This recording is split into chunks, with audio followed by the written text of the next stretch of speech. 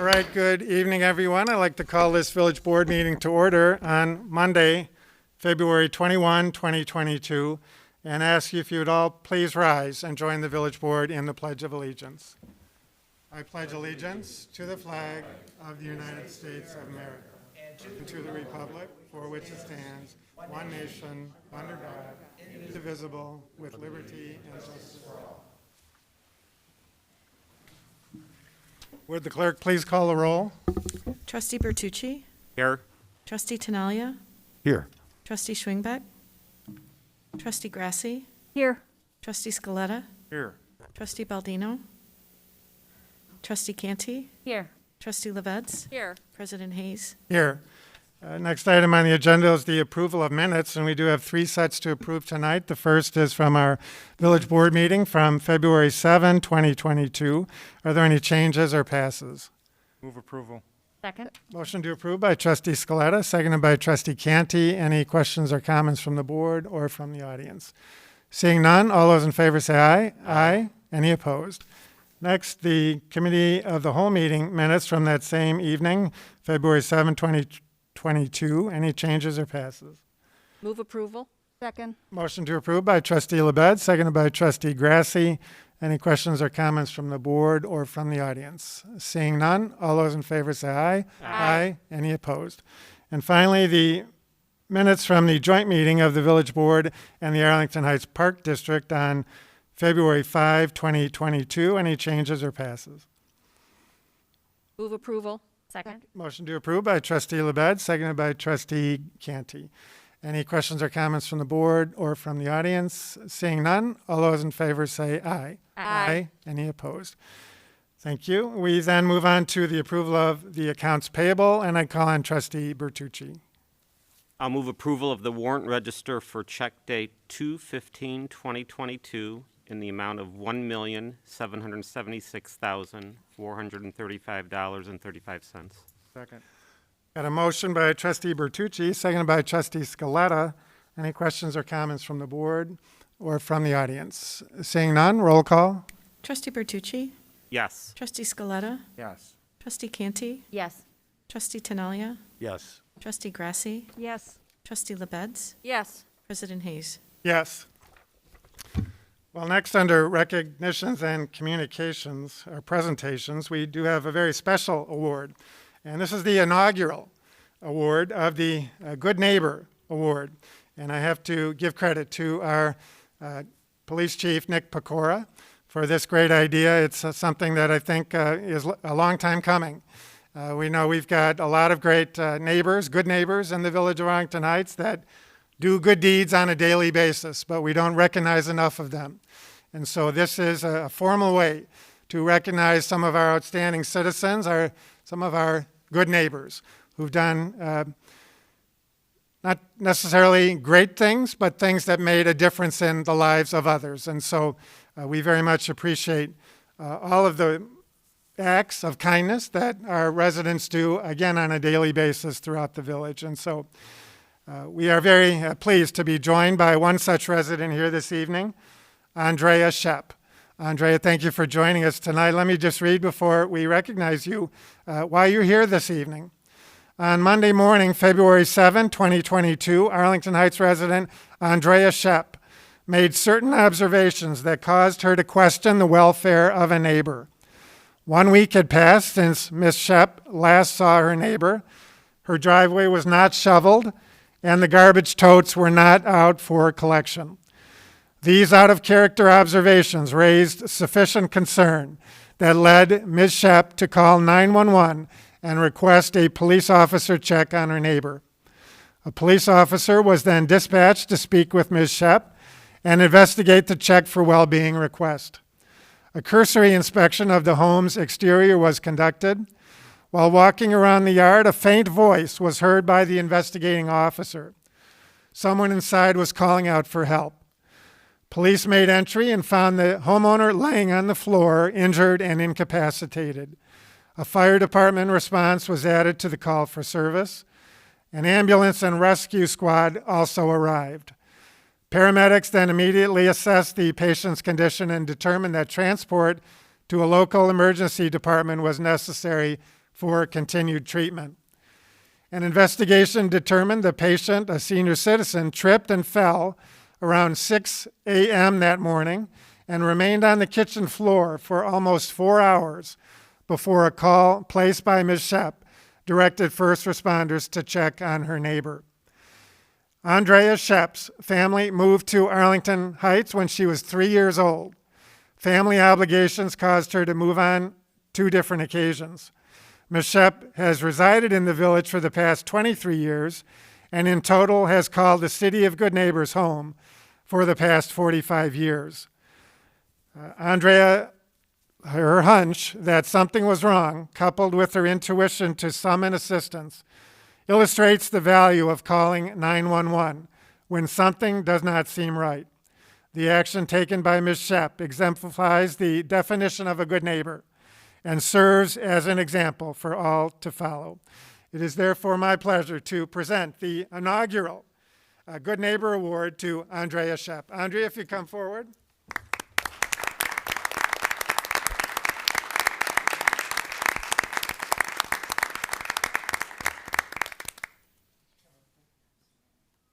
I know you're smiling underneath there. We can see. Congratulations, Andrea. This is a very special award. As I said, it's the first of its kind. And so we're very honored and pleased that you would join us here this evening to receive this inaugural Good Neighbor Award on behalf of myself and the elected village representatives, and especially our police and fire departments, all of our first responders. So again, congratulations and thank you for this Good Neighbor effort that you did on behalf of your neighbor. And as a representative of the good acts of kindness that many residents do, again, as I said, on a daily basis. Again, congratulations.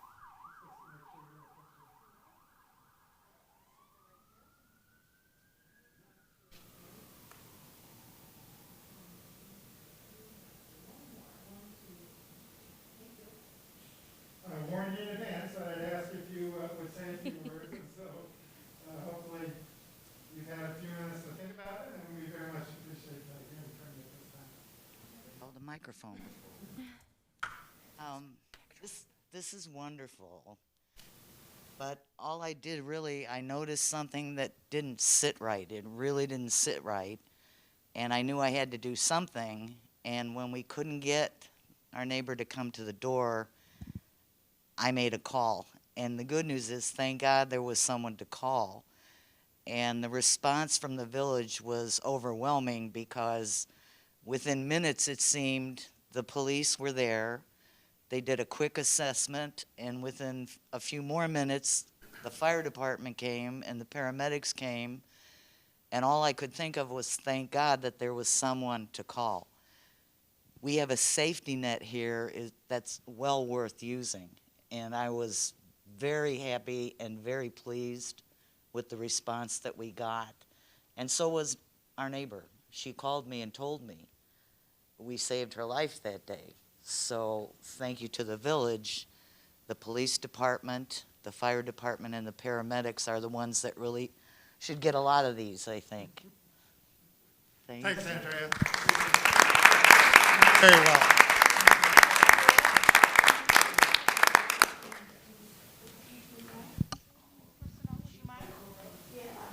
There they are.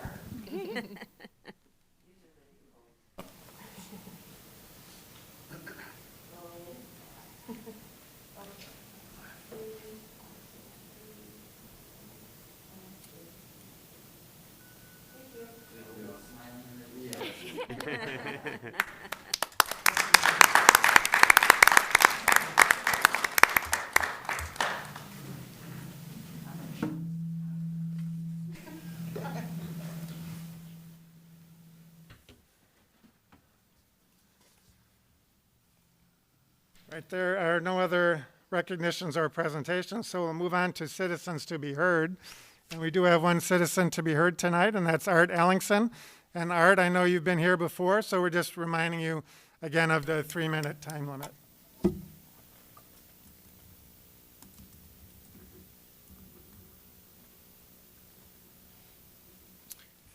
Good afternoon, ladies and gentlemen. My name is Art Ellingson. I'm the founder of the Arlington Heights Tea Party, which began in Arlington Heights a little over 10 years ago. Our first meeting was June 28th over at the library. Our second meeting was right here in this room on August the 4th of 2011, when we introduced to the world a young man that nobody had ever heard of before, a 16-year-old boy named Charlie Kirk. Since then, he's well known.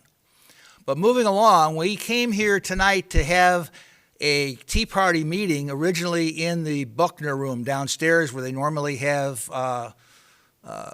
early voting.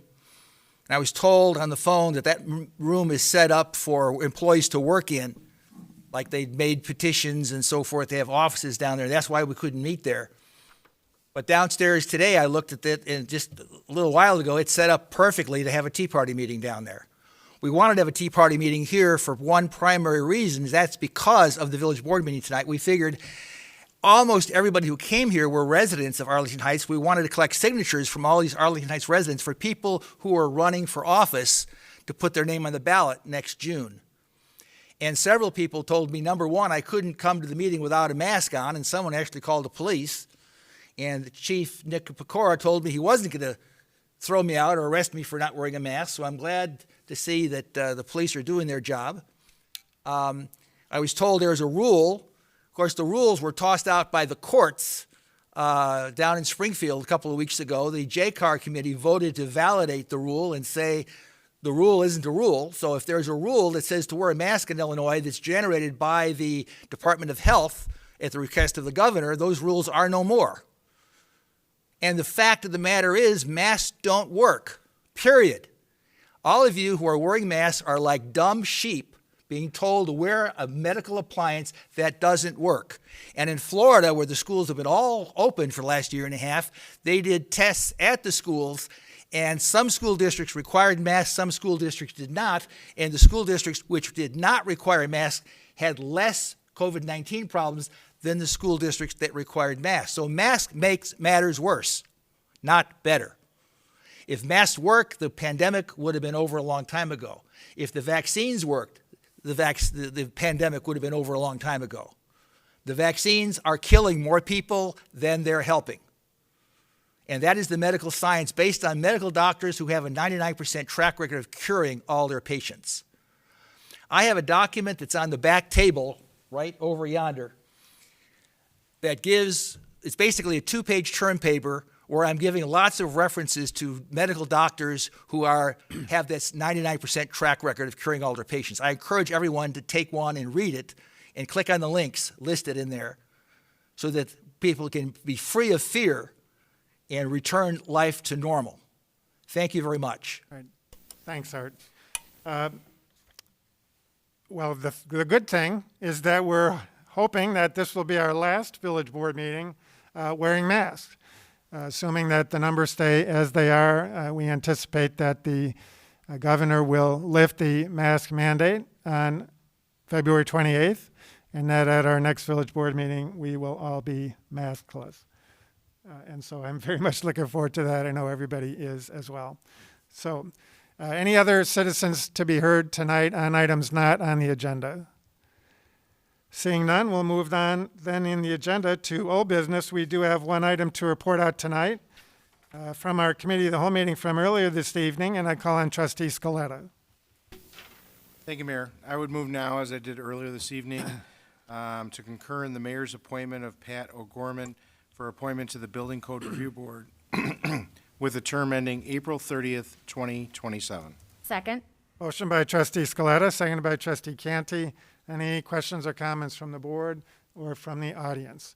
Seeing none, all those in favor say aye. Aye. Any opposed? Pat, if you come forward to the podium. And we'll make it official by having you repeat after me. So if you would raise your right hand. And again, repeat after me. I, and state your full name. I, Patrick O'Gorman, Having been appointed to the office of Building Code Review Board having been appointed to the office of Building Code Review Board, in the village of Arlington Heights, the village of Arlington Heights, in the county of Cook, county of Cook, do solemnly swear and affirm solemnly swear and affirm that I will support the Constitution of the United States that I will support the Constitution of the United States, and the Constitution of the State of Illinois, the Constitution of the State of Illinois, and that I will faithfully discharge the duties that I will faithfully discharge the duties of the office according to the best of my ability. of the office according to the best of my abilities. Congratulations, Pat. We know you will. Come forward if you would. I'm going to do a couple of things. Present you with this village logo pin to wear proudly as a representative of this community and this village board. And again, wish you good luck in your duties. And before you make it finally official, please sign that with our village clerk. All right, thank you very much. Congratulations again.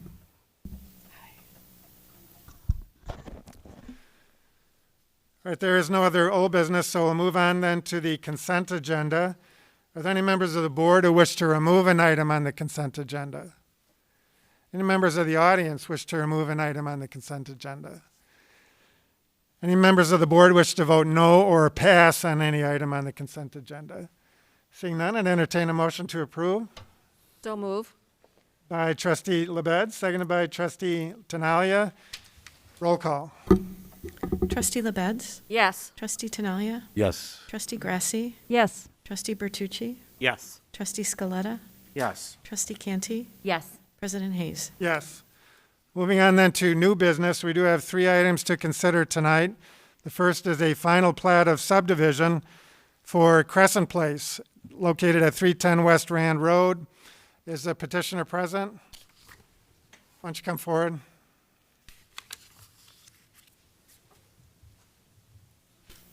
And if you just introduce yourself again and tell us what you're asking us to do.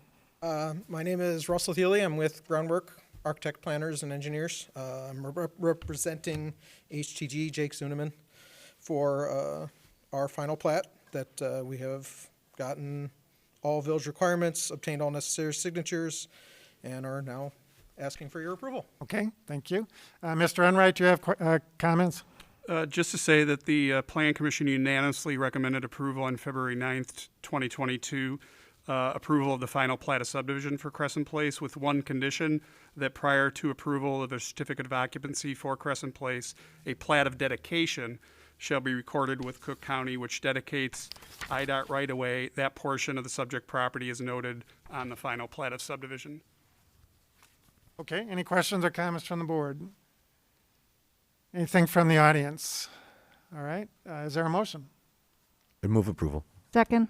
Motion by Trustee Tinaglia, seconded by Trustee Grasse. Village Attorney Hartman. I just want to note, Mayor, good evening. For this item, as well as if they receive a similar motion and approval on new business, all of these will come back at your next meeting with an appropriate ordinance or resolution. So this is approval to be followed by a final document in 2 weeks. All right, thank you. And thank you, Mr. Passman. I combined your 2 names.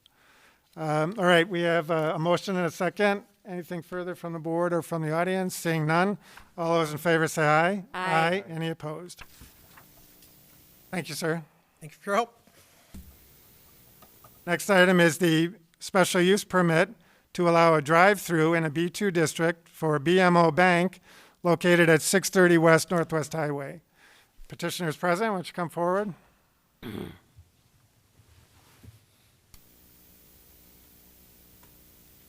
Hello, my name is Mark Noski. I'm with Charles Vincent George Architects in Naperville, and I'm the architect of record for this project. It's a one-story BMO Bank branch, about 4,000 square feet, and on about a half-acre site. It's between Euclid to the north and Northwest Highway on the south. And we're here today to kind of get approval on a special use permit for the drive-through and the project in general. So, and that's all I have. I'm here with KLOA as well to talk about or discuss any questions you might have. Okay, thank you. Mr. Enright. Mayor, just quickly, I'll go through, here's some elevations of the building. This was approved by the Design Commission late last year. There were a few conditions that they put on it. They've made those changes, so it received unanimous approval. The petitioners met the special use criteria as included in the packet, so I won't read through that again. Regarding the site plan, there's one exit and entrance off of Euclid. There's an entrance off of Northwest Highway at the southeast corner of the site, and then an exit at the north or the southwest corner of the site when you come out of the drive-throughs. The petitioner's been working with the village on a couple of the issues in the conditions of approval from the Plan Commission. Condition number 3, prior to the village board review, the village will work with the petitioner on eliminating the the parking space right by the southwest or southeast corner of next to that driveway to prevent backing out into the sidewalk. So they've relocated that to the north side of the building. So they've addressed that concern, so there's no need for that condition number 3. Condition number 4, the petitioner is to provide a fire truck turning exhibit. They had given us a couple of them, but we needed a couple more, and they've done so, and it's been reviewed by fire and engineering, and it's been adequate. So one last issue was stormwater detention. Given some of the site constraints, it's difficult to provide all the stormwater detention. However, since the Plan Commission meeting, the petitioner has worked with the village's engineering department, and they're going to be looking at tapping into the combined sewer on Euclid rather than Northwest Highway, which will allow them to gain a significantly more capacity for their required on-site detention. They're required to have about 9,500 cubic feet. They're going to be providing about 7,800, which is about 83% of what's required. The rest will be a fee in lieu of, which equates to about $1,640. So there's been a lot of progress on that since the Plan Commission.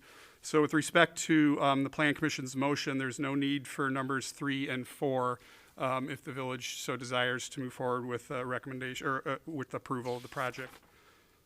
And that concludes staff's presentation. Thank you, Mr. Enright. Questions from the board? Trustee LaBedz. Thank you. Thank you very much for the project. It looks to be nice. There wasn't a color rendering in the packet, or is there something, Mr. Enright, that is here? In reading through the Design Commission minutes, Yes. There was some discussion about changes in Well, yeah, color. just brief, we did have the 2D colored elevations at the meeting, and we presented those. There were a couple changes that they wanted to bring to the design, which was an elimination of a window, and there was more consistency between the concrete brick and concrete stone. We were able to provide those as sample panels to them. And, but we did not have a rendering, a 3D rendering, if that's what you're asking. We're in the process of working on one now, but it's not ready. A picture with colored pencils would have worked too, because I was trying to understand the. There was some discussion about the, a red brick and then a grayer brick. Yeah. Well, we had presented initially a red brick. They came back and weren't very enthused about the different colors in the palette, meaning that there was the blue panel, some silver panel, and then the red brick. So we came back after talking with discussion with BMO, and they also have sided towards a prototype that has this gray palette. So we came back with those as samples so that you could see what the difference was. And that this doesn't have that problem of having the red brick against the blue panels, and that made it a little more palatable. Okay, thank you for the explanation. I appreciate that.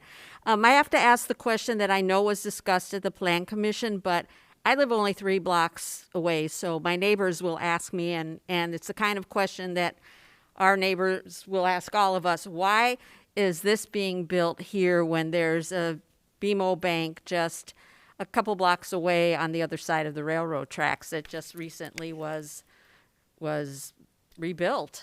Yeah, I don't have the answer to that. When I was brought onto the project, we were already kind of looking at this particular site. The old Firestone building, and I Right. traveled by that when I came in today, again, just to become more familiar with it. But this branch bank has a little more current, for them in terms of their prototype.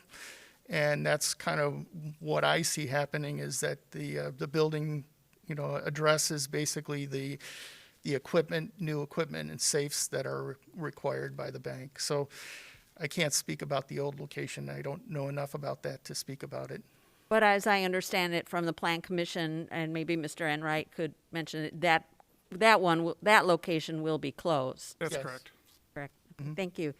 And maybe, Mr. Enright, you could explain with maybe a cursor the condition number 3 that has now been met.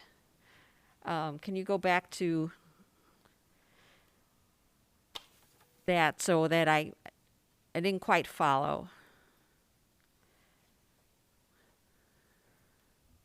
So here, the second bullet point down, condition 3 required that the petitioner work with the village to explore options to reduce the chance of vehicular conflict for vehicles driving south within the parking lot and entering Northwest Highway. And specifically, our concern was the very first parking space for that inbound curb cut off of Northwest Highway. If you backed out of that, you would back out into the sidewalk, and if you back far enough out, you might go into the street. So we had them eliminate that parking spot, the furthest south parking spot, which is now on the plans you see, a landscape island of about 12 to 13 feet. And so that allows the first parking space, it's a little bit further north. So if that person backing out, they have plenty of room before they would cross over into the sidewalk. So that was the main concern, and they've addressed that. So could you go back to the site plan and just,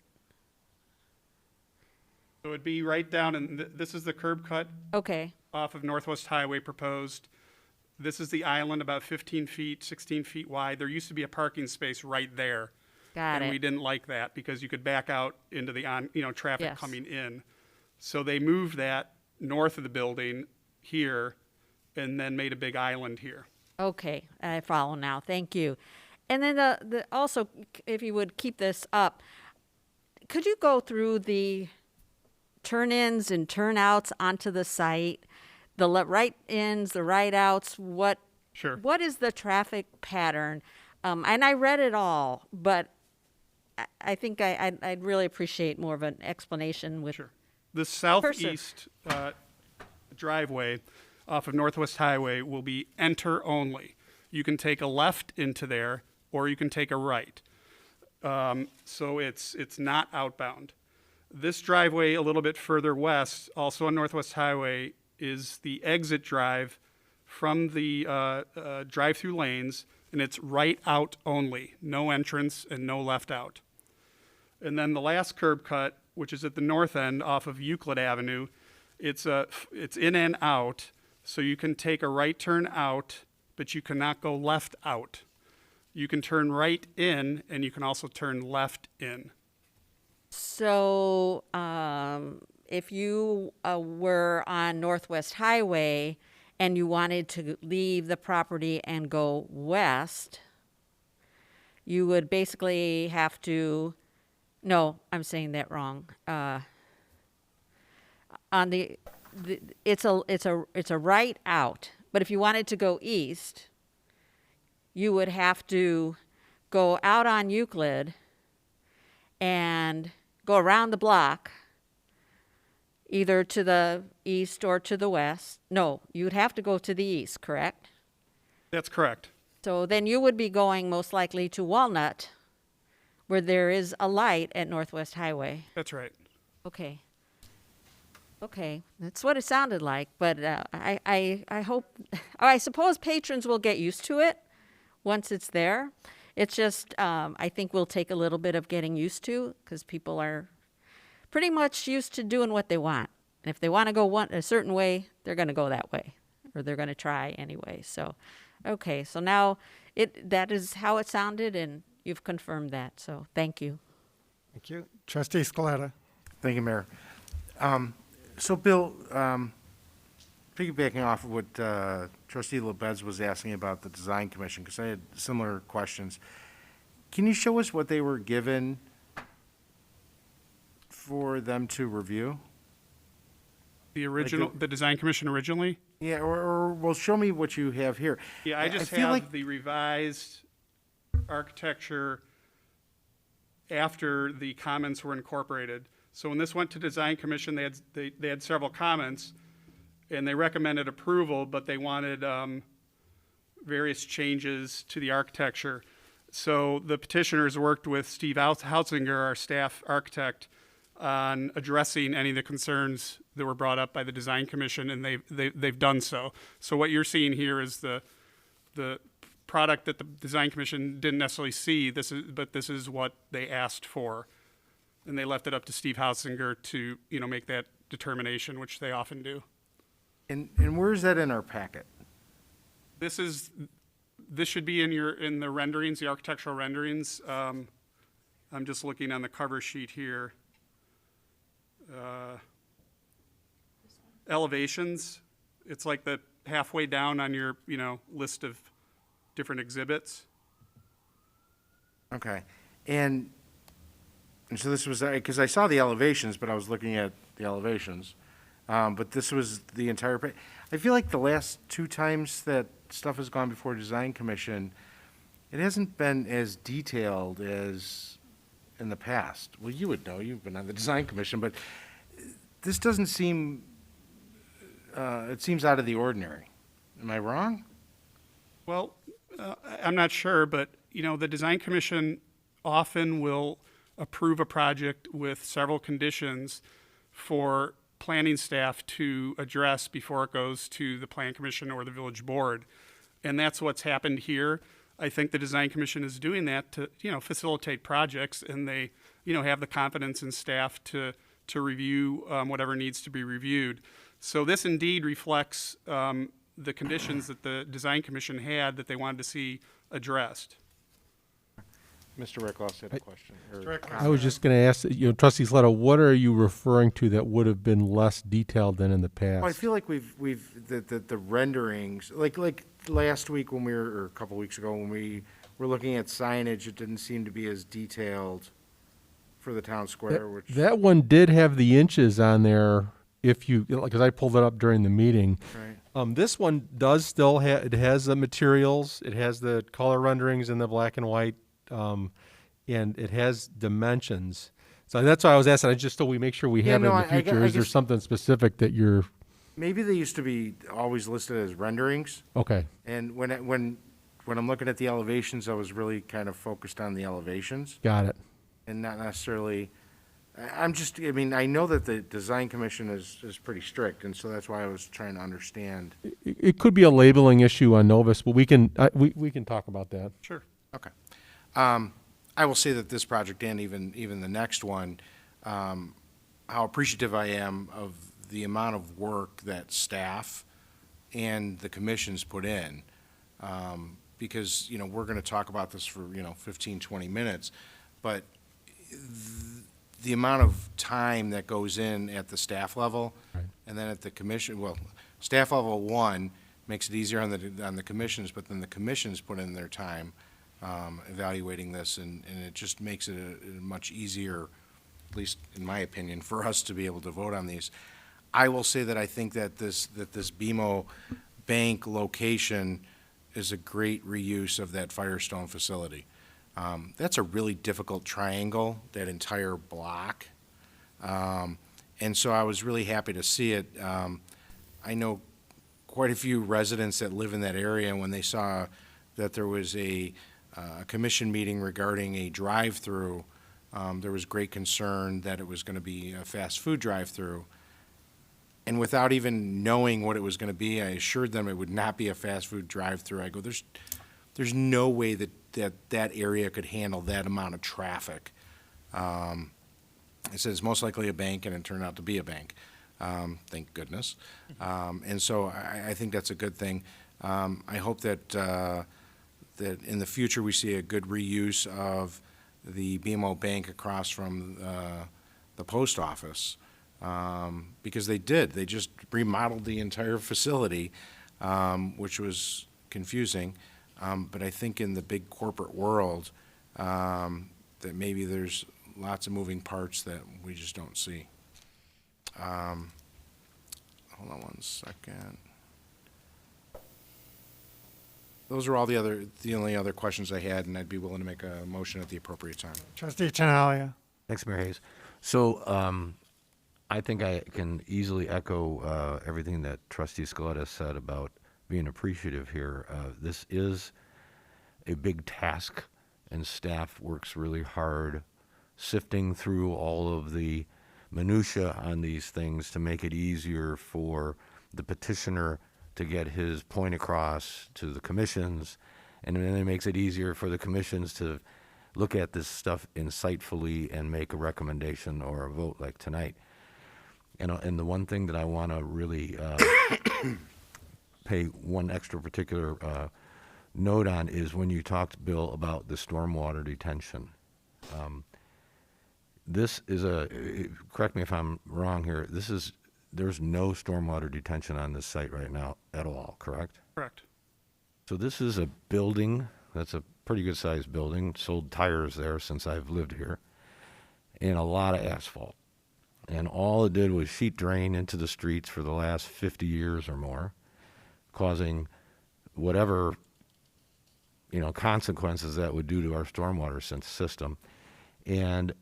But because of our codes and MWRD and so on, this is going to get some stormwater detention programming on it, maybe not as big or as strong as if it were a complete underground system or a big detention basin on the site, but you guys are going to do something there to help mitigate some of this sheet draining that currently goes on now.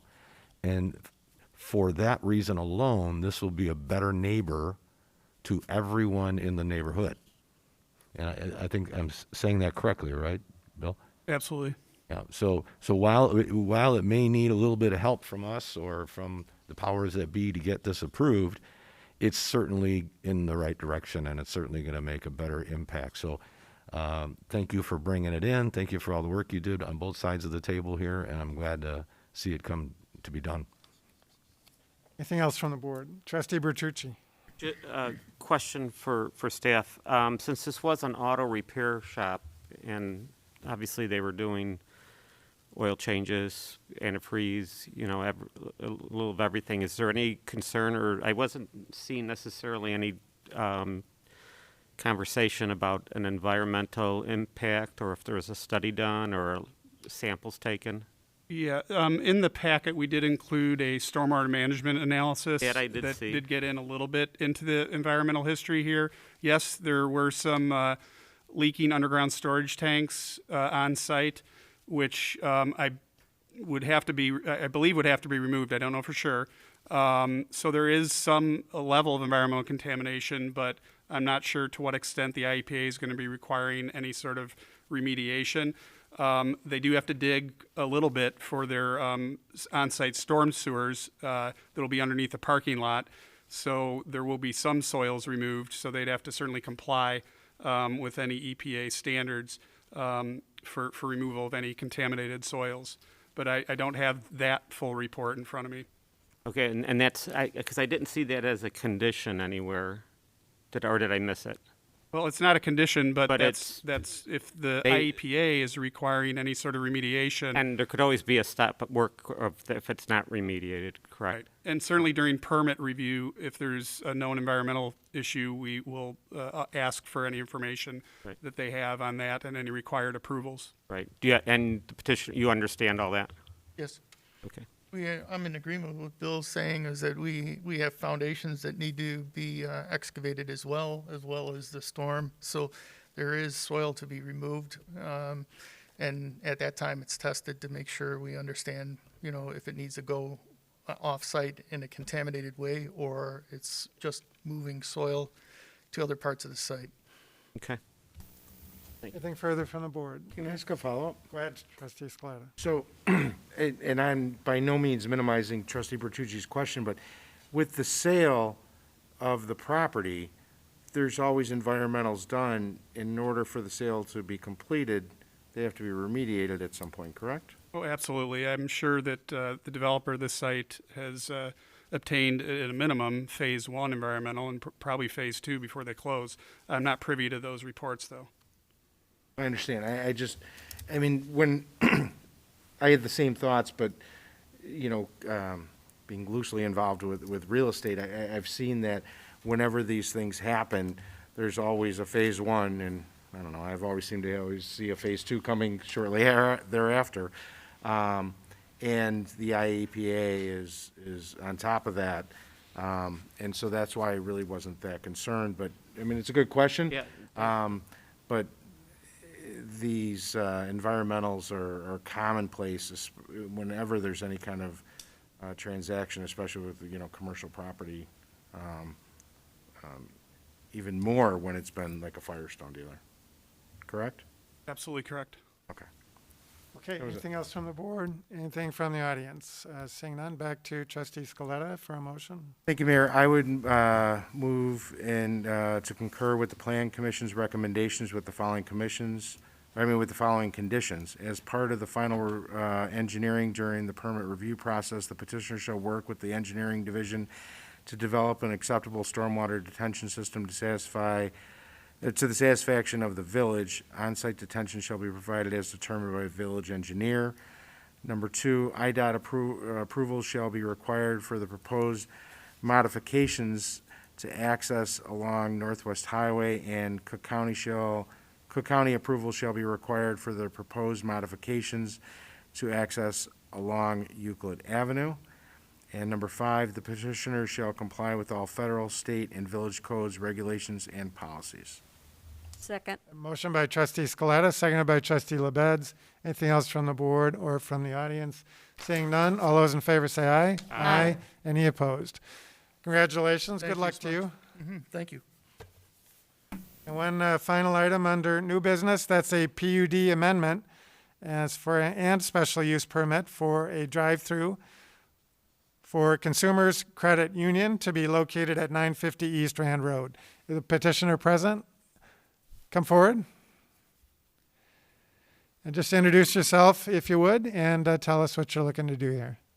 My name is Crystal Hollowell. I'm an architect with Shive Hattery, working on the project for Consumers Credit Union. This is the existing site here, and the area in red is the project site in question. The site's currently a surface parking lot for South Point Shopping Center. It's about 1.6 acres, and it's currently zoned as B3.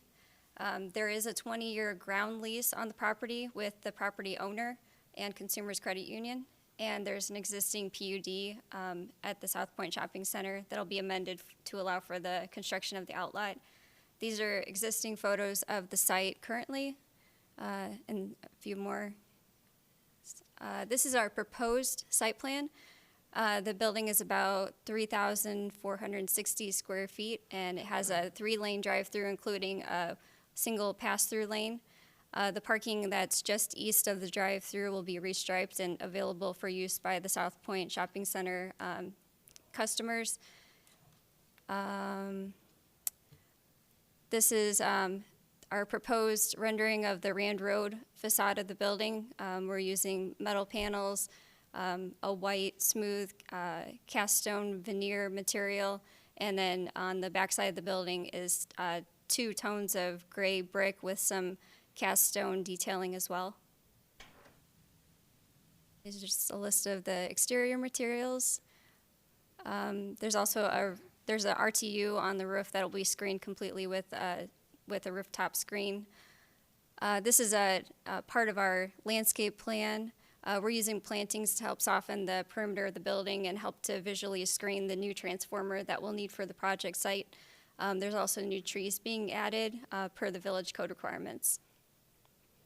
As for the interior of the building, we have 5 enclosed offices. We have a large open lobby with some millwork greeter and teller stations and some customer seating. There is a large glass window facing southwest, and we have some roller shades planned for that to help reduce the glare in the lobby. There is an employee break room and work room, and we have separate trash and recycle to help encourage recycling. And then in the restrooms for the public and staff, we have lavatories that have built-in hand dryers to help hopefully cut down on some of the paper towel usage in the building. And then this is just an image, it's a little hard to see, but of the floor plan with the drive-through lanes on the right there. And the transformer was on the left as well. Okay, anything further? I think that's it. Okay, Mr. Enright. Mayor and Village Board, as the petitioner alluded to, this is an amendment to an existing plan unit development that encompasses the whole South Point Shopping Center. This specifically requires a special use permit for the bank drive-through. There are no variations required for the project. This gives you an overall image of South Point. In yellow at the bottom is the proposed Consumers Credit Union. Just for reference, at the top, there's the area for the outlot that the board approved recently for the future Chipotle and a possible second restaurant and as part of a 2-building outlot. We're certainly very excited about both these projects. As you know, South Point has been in a difficult state for a number of years. Fortunately, Floor and Decor has done very well and has kept that shopping center alive. The outlots seem to do well as well. We are working with a potential tenant for the former Biff space, which is in about 110,000 square feet here, which will be very complementary to the rest of the shopping center and dramatically reduce the vacancies here. This is just a color rendering of the potential for this Consumers Credit Union. The main access to the shopping center off Jane, I won't really say that's the main access for the center. That's actually up the road a little bit, across from Town and Country Mall. The owner of the property is going to lease this land in yellow to consumers. That owner is also seeking a right-in, right-out curb cut a little bit west of this proposed development, and it would be equidistance between Jane to the east and the main entrance, which has a signal going into the shopping center, not only South Point, but also Town and Country across the street, meaning Rand Road. So that's being pursued separate from this. It's not critical for this, but it'll help enhance circulation in the shopping center if approved by IDOT. This again, we have a Dunkin' Donuts here off Jane that in the morning causes quite a bit of traffic flow exiting Dunkin' Donuts and going on to Jane to Rand. This traffic signal here is really set for Rand Road. It takes a while to get the signal green for Beverly, which is across the street, and Jane. But when the signal does turn green, all the traffic does clear. There is a do not block driveway sign here so that cars don't pull up and block left turn lanes into the center. We will monitor that, and if we need to, we'll stripe this whole intersection here, the bend around Jane Avenue, to make it more clear for people to not pull up and block that area. But it really hasn't been much of a problem other than in the morning when you get a lot of Dunkin' Donuts traffic in and out of there. But there are options with Dunkin' Donuts as well as the pet suites. Both these projects over here have a requirement to do a cross-access easement if required by the village, so that Dunkin' Donuts could access the right-in, right-out off of Rand Road, which would alleviate traffic from Dunkin' Donuts onto Jane if there's ever an issue here with people trying to make a left in because people are pulling up and blocking this driveway. Like I said, the major tenant that we're working with at the former Biff furniture store is a type of tenant that would not conflict with the Dunkin' Donuts traffic nor the consumers' traffic. It's more of a weeknight and then weekend user. So I don't think there's going to be any conflict there. Certainly consumers is not generating that much traffic, so we're not concerned about consumers in and of itself. But we will have to monitor traffic, but that's a good thing that we're going to have traffic and cars coming in and out of the center because it's been a while. So staff is fully supportive of the project. There is an overall PUD, as I mentioned, and all these colors it basically are governed by the PUD. There's a restrictive, or not a restrictive, but there's a governing private agreement that shares parking throughout all these different zones. So these zones kind of reflect some of the ownership of the current properties, but they all are required to share their parking. So the overall shopping center, even with the consumers development and the Chipotle development in that zone B, still exceeds code for parking. And usually parking lots this big and shopping centers this big very rarely are anywhere near fully utilized at any time. Maybe during the holiday seasons they might get close, but generally speaking, you're looking at probably 50 to 60% usage, even when all these spaces are leased up. So we're not concerned about that. The Plan Commission did recommend unanimously approval of the project. There is one condition that no village building permit will be issued for the Consumers Credit Union site until an MWRD and village permits are issued for work needed on the existing detention basin as required under PC case 2118. That case number was the Chipotle project recently approved by the board, which requires the landowner here of not only the Chipotle site, they also own this particular site where Consumers Credit wants to lease. They have to expand the detention pond behind South Point Shopping Center by doing some dredging and a little bit of an expansion of an existing detention basin that's been there since the mid-'80s. So that work has to commence, and it's our understanding that that'll commence with the Chipotle project, which is a little bit ahead of this project, assuming this gets approved by the board. That would conclude staff's presentation. All right, thank you, Mr. Enright. Questions from the board? Trustee Tinaglia. Thanks, Mayor Hayes. Bill, could you go back to the site plan with the parking? I guess any one of these is probably okay. Go back one more.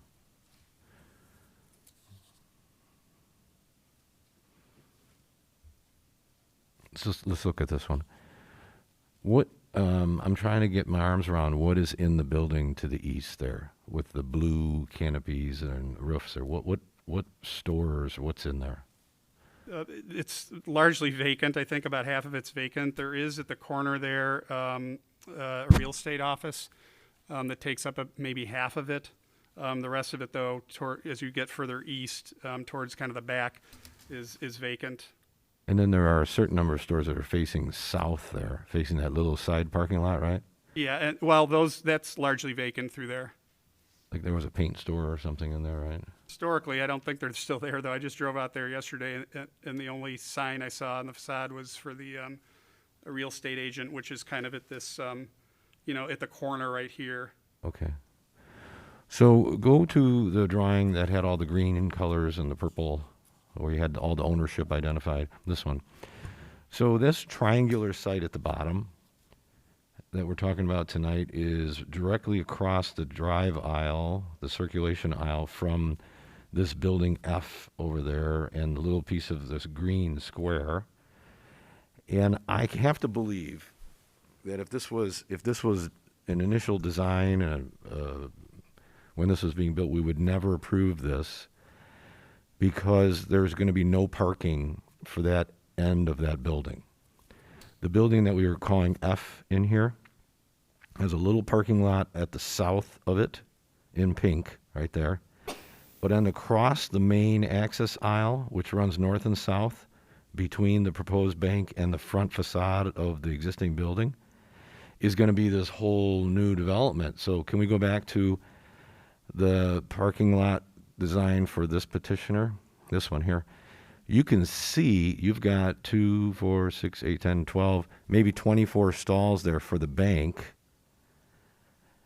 across from this really big building that's currently vacant.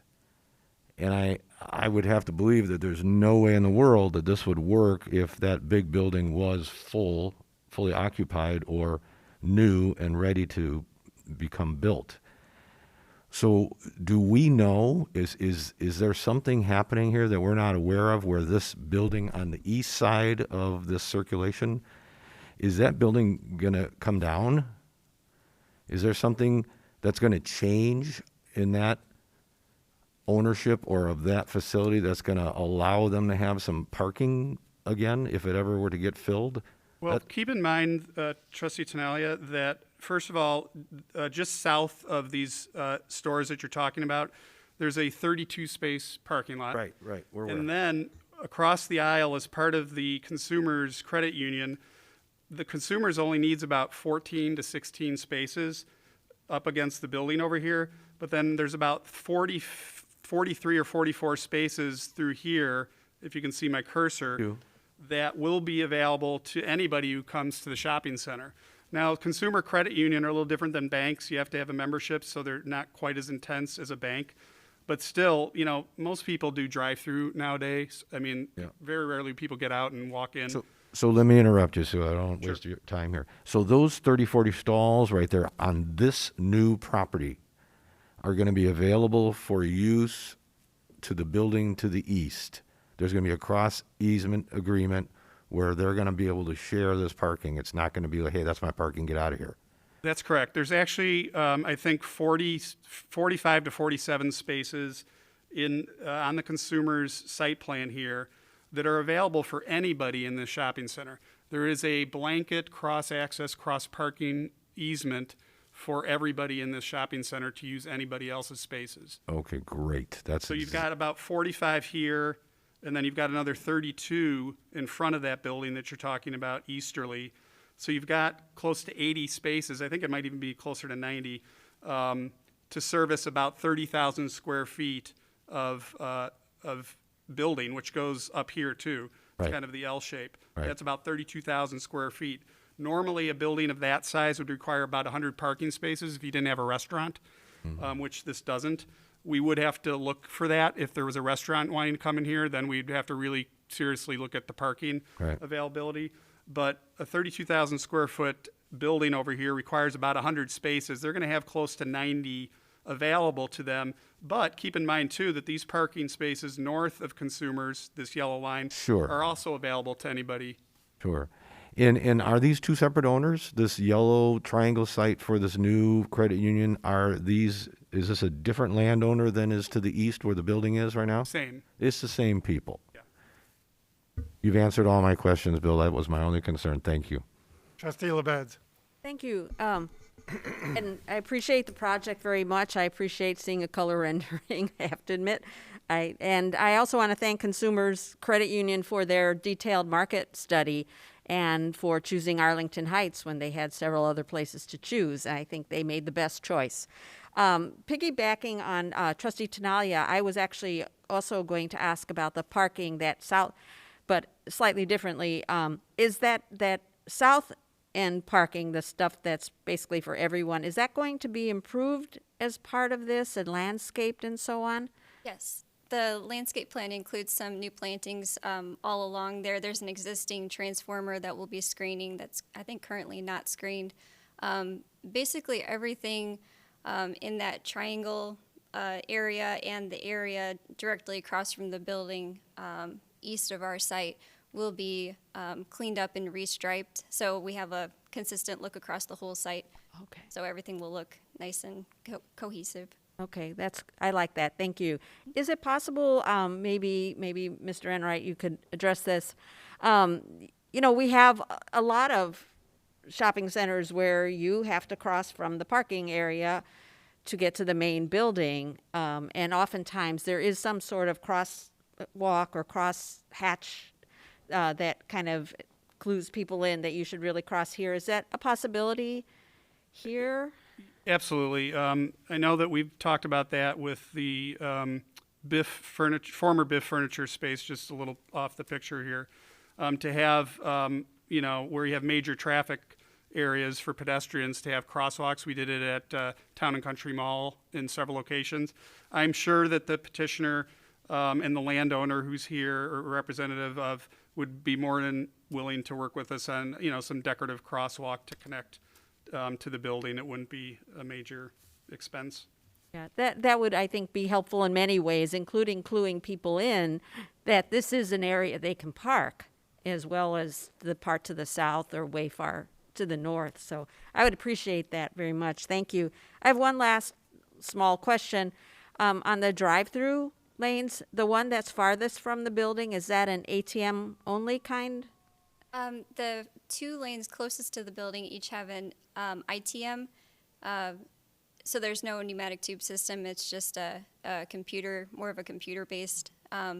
But the 3rd lane, the one furthest from the building, is just a pass-through lane. So if you get into the drive-through and you change your mind, that you can bypass and get out of the lane. Oh, okay. So there's nothing, not equipment in that No, one? no, Okay. not for that okay. one. I just wanted to understand that. Thank you. That's all I have. Okay. Trustee Scaletta. What's ITM stand for? Interactive. I couldn't remember that Okay. I. All right. Fantastic. So, I had lots of the similar questions to everybody. So, let's start with Bill. When you showed us that one plan that has the entire South Point Shopping Center on it with all the colors, it's not about ownership. It was about the way you guys had separated the parking. What did you call this?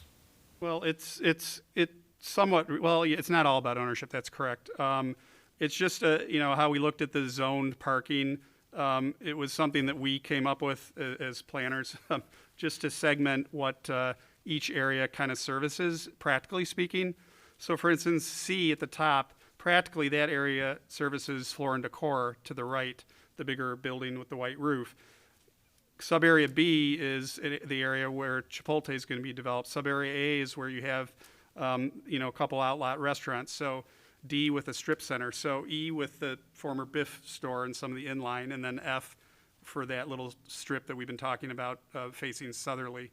So this is not something that's official in any easements agreements, as far as I know. It's more of for planning purposes, just kind of breaking out how many spaces there are in different areas of the center. Okay. Because A, we all agree, A goes into C as it is right now, right? A goes into B more than C. However, with the redevelopment of B, which is the Chipotle recently approved by the village board, there's going to be additional parking built in C in this area here that is just green space. Right. To make up for some of the lost parking in B, because yes, there's spillover from A into C. This is more internal than anything. It's not tied to the PUD. Well, the only thing that's tied to the PUD is just the general concept that legally anybody can park anywhere within the center, but then there's the practical part of it, and this is trying to get to the practical part. Okay. And one of my questions had to do with crosswalks. I don't know if they have to be decorative, but they would just have to be striping, right? We'll work with them. We'd like to see something more than striping if they're willing, but certainly at a minimum striping. Okay. Well, I think that the buildings would need a facelift before you start doing decorative paths. Wouldn't you agree? Yeah, You can't have the path looking better than the building, right. right?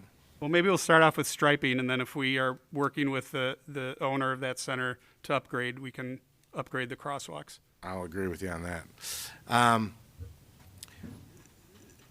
I think that this proposal gives that entire corner a facelift. I think that it's going to make South Point, between this new development and also the one that we discussed 2 weeks ago, really is going to kind of give new life to that shopping center. So I'm pretty excited about this.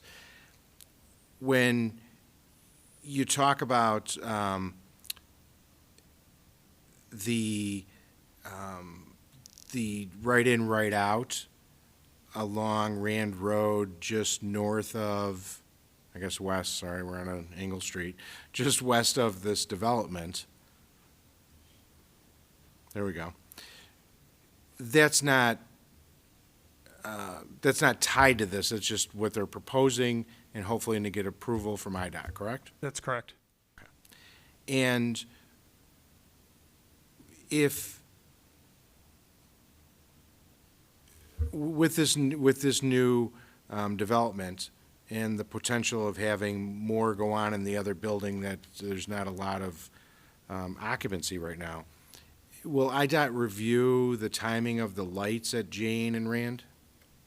We'll monitor it, and hopefully we'll be able to get a little more time.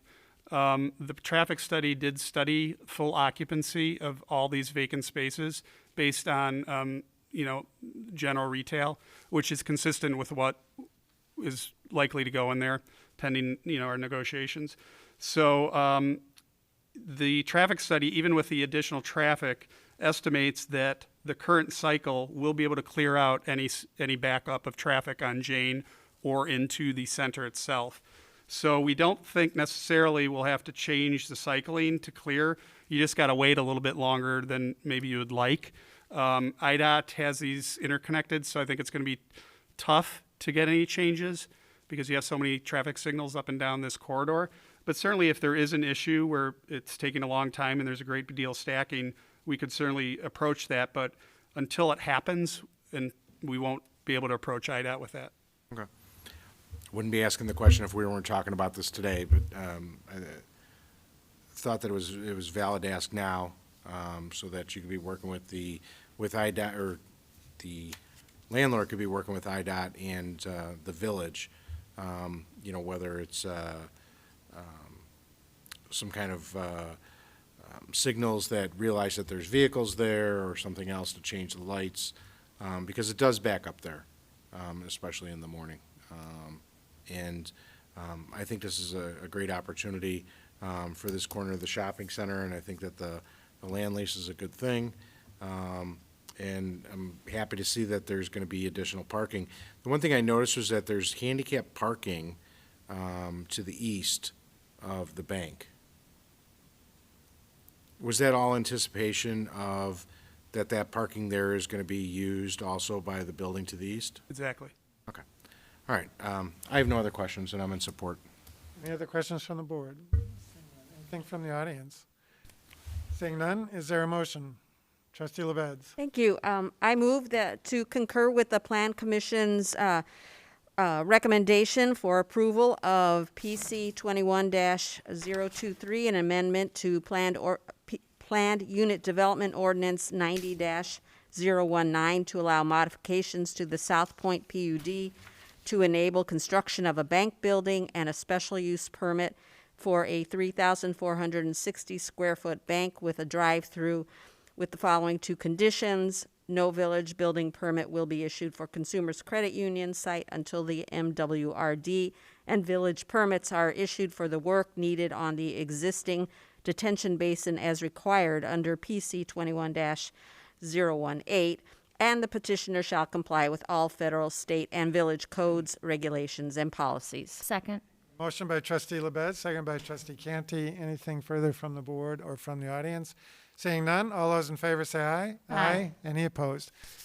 Congratulations. Good luck to you. Thank you. That is all the new business we have, so we move on to the report of the village manager. Mr. Recklaus. Thank you, Mayor. We want to talk about the adult use cannabis pilot program this evening. We are not looking for kind of a definitive final answer on the issues that we're posing tonight, but we would like to get some direction and some, a little bit of an idea of kind of what lane the board would like us to be in as we develop some ordinances and other information for a final discussion and vote on this matter next month. We also do have a representative of Verilife here to answer questions if needed, but I was going to just kind of go through some of the findings that we have observed during the past 18-month pilot program. Next slide, please. So just a little background. The pilot program was approved in August of 2020, and it was originally going to run through the end of this month. We in December extended it through March just to give us a little bit more time to observe. Basically, the village allows Verilife to operate as an adult use cannabis dispensary during this evaluatory period. The location is near the corner of Gulf and Arlington Heights Road, near the Jewel Osco there. As part of this process, they had to conduct parking studies every 6 months, and they were subject to regular sales tax or home rule sales tax and the cannabis retailer's occupation tax during this same period. Next slide. So, the basic findings are that, a couple of things you have to point out. We cannot talk about individual store sales tax revenue in a specific sense in a public setting. That's something that is governed by the Illinois Department of Revenue. But what I can say is the sales tax revenue was close to the estimate that we had put out there for budgetary purposes of $400,000 to $500,000. The amount of revenue that's being brought out of this facility is comparable to a big box retail store for a when you consider the size of this. It's just a couple of storefronts. It's a significant amount of revenue on that side of it. The parking studies found no substantial difference in peak parking demand compared to when the location was a medical cannabis only site. The police department also indicated that there has been no increase in police activity that's attributable to the adult use dispensary at that location. This shows the 3 parking studies that were completed back in August of 2020, right just a few days after the pilot program was approved. The peak parking was about 164 spaces, or about 48% of the lot was occupied. Fast forward to last November, it was up to 184, or 53% of the lot was occupied, with 160 spaces still available in the overall lot during that time period. This shows kind of the original configuration of this parking lot, just for comparison purposes. There's standards for every type of use in terms of the number of spaces that have to be available for each type of use. And there's ratios, as you can see. Retail, there has to be 1 space for every 300 square feet. For medical, it's 1 for every 200 square feet. So 1 for every 200 is a more strenuous standard. And even when you consider Verilife a medical use, there still is a surplus of in terms of the total of 108 spaces based on the code, and we're seeing that in real life there's a surplus in terms of our activity as well. And so, we feel that the parking is adequate at this site and at similar sites. Our general observations is, despite the fact that this is a fairly busy center, there were really no overall parking issues at this site. If we are going to go forward and allow adult use cannabis, it probably is more conservative to use that medical ratio and apply it to cannabis location that's at 1 per 200 square feet versus 1 per 300. Neighboring communities are trending towards a 1 per 200 standard. It is always easier to loosen up a standard after a year or 2 or wherever than it is to tighten it up. And so that's just something to keep in mind when you're allowing a new use. Some other considerations, things that were discussed back in 2020. At that time, we discussed a handful of options. The previous ordinances that were reviewed back in 2020 prohibited cannabis dispensaries within 1,000 feet of pre-existing schools, parks, swimming pools, pool, athletic field, pedestrian, bicycle paths, or wilderness areas. And then specifically, we talked about not having one within 1,000 feet of the intersection of Dundee Road and Arlington Heights Road because of the location of Buffalo Grove High School. In terms of options, the village could put, when we write an ordinance, could put those types of standards in place. We could say that we allow dispensaries in any location that meets that criteria in a specific zoning district. And we could say that basically that if the market dictates that there should be 3 of them on a certain location, then there would be 3 of them. If a market dictates there should be none of them, there would be none of them. And that's typically how we handle most zoning throughout most of the community for most types of uses. There's nothing to say that a Burger King and a McDonald's can't be near each other. That's just the way the market works. If you can stay on that same slide. Another option is to put a limit on the total number of dispensaries in an area, such as, and this was one of the options we discussed back in 2020, you could divide the town into zones, such as south of Central, north of Central, south of Hintz, and north of Hintz, and say, well, you can they have to be more than 1,000 feet away from all those different uses, but you could have no more than one in each one of those zones. That's an option the board could consider as well. If you can go to the next slide. And so this shows the red and lighter red, pink areas show the areas in town that are more than 1,000 feet away from all of those uses, but also zone B2 and B3. And so there are a number of locations throughout the community that would qualify even under that stricter definition of north of Hints, between Hints and Central, and south of Central, as you can see. And again, this is just for illustrative purposes based on those restrictions. We went through this in detail back in 2020, and we're just trying to get a read on what the board's general inclination is so we can draft ordinances for consideration. Next slide. So the things that we're going to have to make a decision on, we'd like to get some direction on tonight if possible, is does the village board wish to continue allowing adult use cannabis at all? From a staff perspective, we think that there really have not been any concerns to speak of based on the worries that were raised by the board and by the public back when this was initially considered. And so, staff believes it should be allowed to continue on some basis. And so we could allow an adult use cannabis dispensary only at the current location. We could allow it in any location in town that meets certain criteria, or we could allow a capped number of dispensaries, or we could create something new. The other thing we need to decide is kind of what type of parking ratio we want to apply. Again, staff suggests that a 1 for 200 is a little bit more conservative, and it could always change in the future, but that may be a good place to start. But with that, staff is happy to entertain any questions. And again, we also have Brandon Nemec from Verilife Pharmacan to answer any questions that the board may have as well. Thanks, Randy. Let me just start off. I'm glad to hear that there's been no significant parking problems at the existing location, that there's been really no increase in police activity as a result of the sale of adult use cannabis. However, I am going to remain out of step Charlie. I believe I'm probably still in the minority, but my position has not changed. I am still opposed to the sale of recreational marijuana in the village of Arlington Heights. And so I am not in favor of any of the three staff recommendations, but I understand again that I am probably in the minority. But with that, I will turn it over to the board for questions or comments. Trustee Scaletta. Thank you. I guess I'll go through your questions and try and answer them. I am in favor of allowing cannabis dispensaries to continue at the current location and elsewhere. And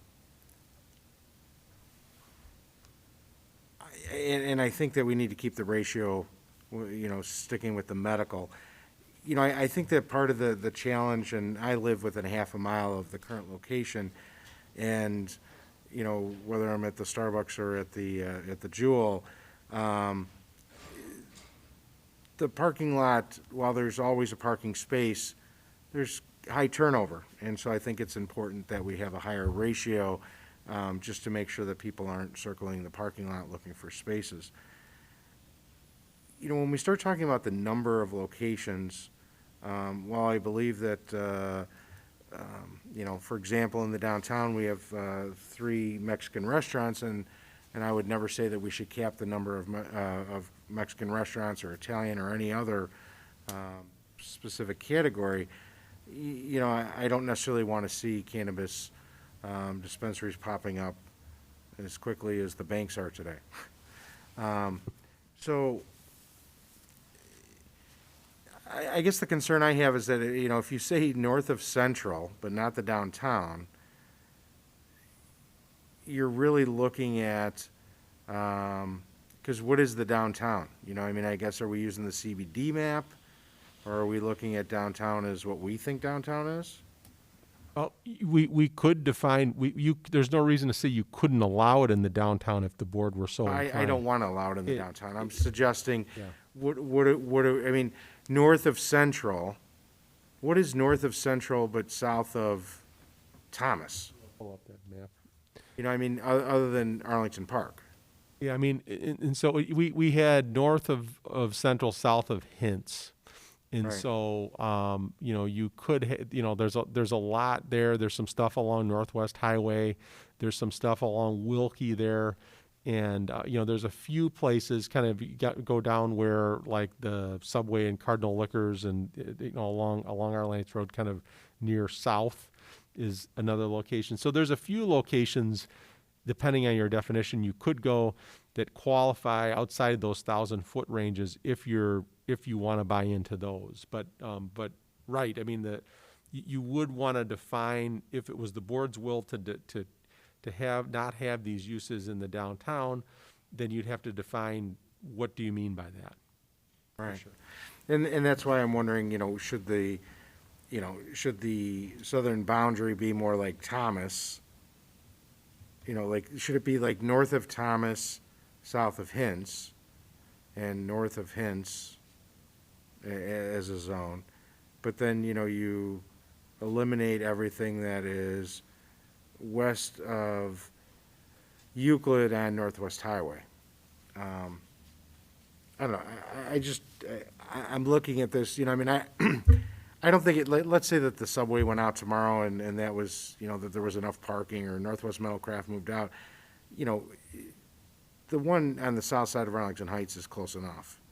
And originally I was looking at, maybe we should just have two, one north, one south. I'm a little bit more open because we haven't seen some of the concerns that were brought up by residents, that I brought up even as a board member. But I'm still concerned that, I'm not looking to see, us have a half a dozen of these, throughout the village. I think that they need to be spread out. I'm just not sure whether we should lock in the zones, or whether it would be better to just lock in the number. And then, because at the end of the day, we still have to vote on this. Absolutely. And let's say that we locked in on 3, and, 2 years from now, we decided that, there's an opportunity for a 4th, and that we decided to change it, right? Sure. Okay. I mean, that's kind of where I'm at. I don't think that it makes sense in the downtown for a variety of different reasons. But I think that we shouldn't have them on top of one another, and so that they would need to be spaced out a little bit better. So I hope that's kind of gives you an idea of where I'm at. I just wanted to kind of get this going because we're all just sitting here. Trustee Tinaglia. Thanks, Mary Hayes. So I don't want to sound like an authority on this stuff for any reason, but I know there's one just over the border on the east side of town on Thomas. Yep. And then there's one just over the border on the west side of town on Northwest Highway, or just off of Northwest Highway in Rolling Meadows. Those are collecting tax dollars that don't stay here, but a lot of people who live here go there. I just happen to know that. I think having 3 is a decent number in my estimation.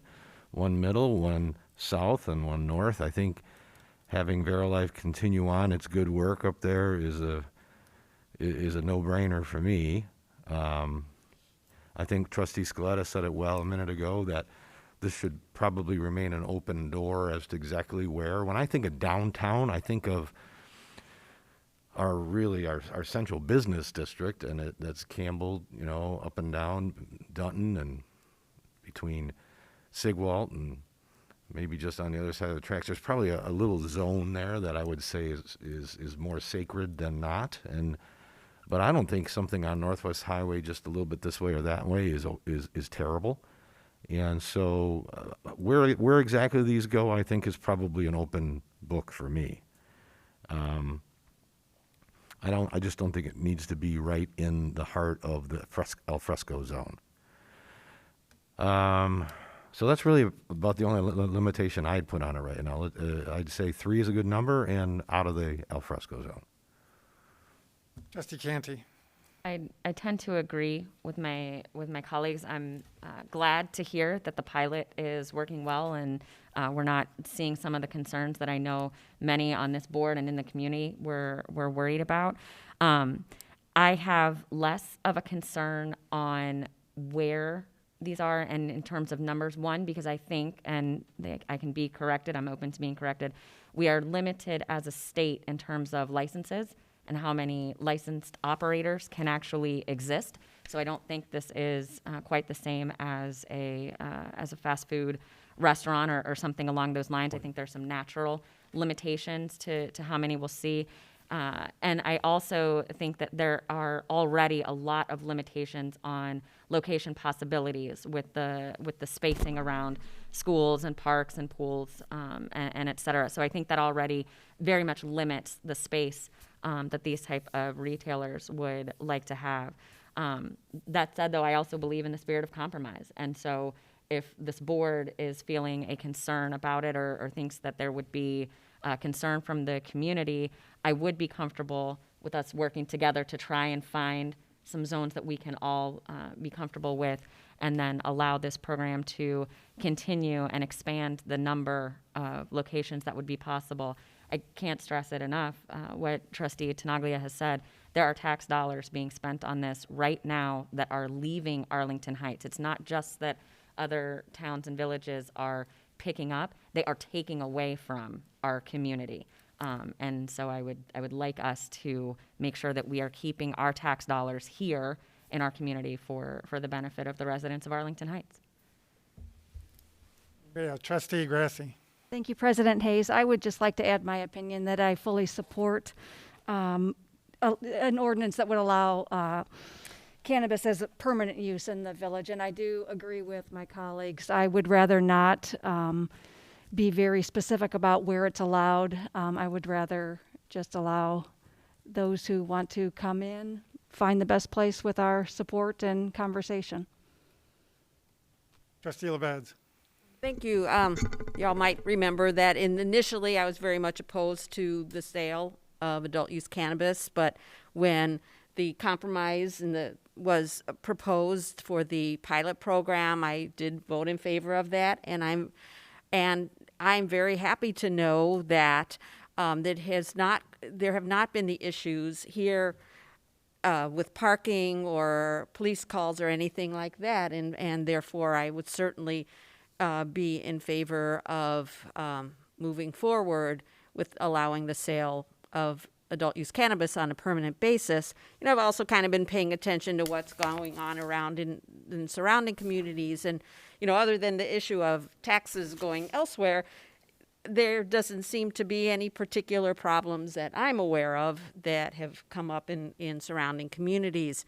It is my preference to have I don't want an unlimited number. I would prefer, like my colleagues, to limit the number to maybe 3 or so. I also do not want them in the downtown, whether we define that as the B5 area or however we determine that to be, but that would be the one area that I would certainly exclude such a store. And so, you know, initially I was kind of leaning towards the 3-zone thing that was proposed back, you know, 2019, I guess it was, seems like forever ago. But, you know, hearing my colleagues talk that maybe that specificity is not necessarily necessary, but the limitation of the number is more important to me, so as not to have a proliferation of stores. And that's how I'm comfortable with that. Trustee Bertucci. Can I have the screen with the questions with what you wanted us to? Thank you. The village board wish. So the question 1 would be yes for me. I was invited by former trustee Greg Padavani to tour the VeriLife facility before I was a trustee, being involved in the business community and some other things, and I found them to be very professional, and I'm not surprised that we're not having any problems based on what I saw there in that tour. And so that would be my answer. Allow an adult use dispensary only at the current location. Oh, no, yeah, the current location, like I said, has done a great job. I would probably look at capping the number, and again, whether that's 2 or 3. I would probably be in agreement that let's not necessarily pigeonhole locations just yet, other than where we don't want it. And I would agree not, the 1,000 feet rule. I would agree with that. I would agree not in our al fresco or further than that, our downtown, so to speak. And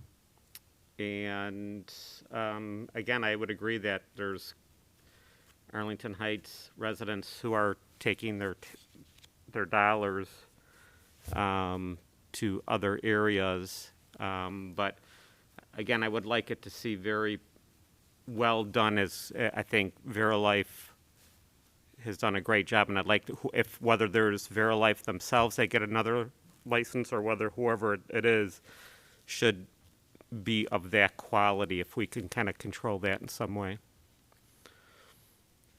Anything further from the board? Trustee Tinaglia? Real briefly, back to the parking stuff with Bill. How many square feet is a reasonable number of square feet for one of these stores or facilities to be in operation? How many square feet are we talking? Well, this one, I believe, is 4,800 square feet. Is that The is that current correct? Verilife? Yeah, just under 5,000. And so, I'm not sure if Mr. Nemec wants to comment on if that's typical or if you want to come to the. Is it a large, example or a regular example? Trustee, yes. I would say on the small end, you can operate with about 3,000 to 4,000 square feet. On the large end and a higher volume, both medical and adult use like ours, there's 55 dispensaries statewide that have both the medical and adult use designation. All the new dispensaries that are coming in will be recreational only. So these new licenses that you're planning for will operate without the medical patient base. And so they could probably operate between 4,000 to 6,000 square feet would be a safe estimate. So on a 4,000 square foot footprint, Bill, what's the difference between 1 to 200 versus 1 to 300? What's our parking number there? Quick math. Well, if it's 4,000 square feet, 4 times 5 would be 20 at 1 to 200.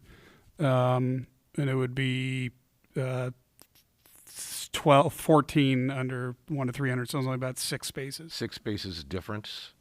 And that's that size of store, right? Right. So it's not a huge sway either way, but I guess my whole reason for asking was if the right space showed up and you guys with staff all were in agreement of this is a smart place to present to the board for consideration, I wouldn't let 6 parking stalls say, hey, we can't do this because we aren't meeting the 1 per 200 instead of the 1 per 300.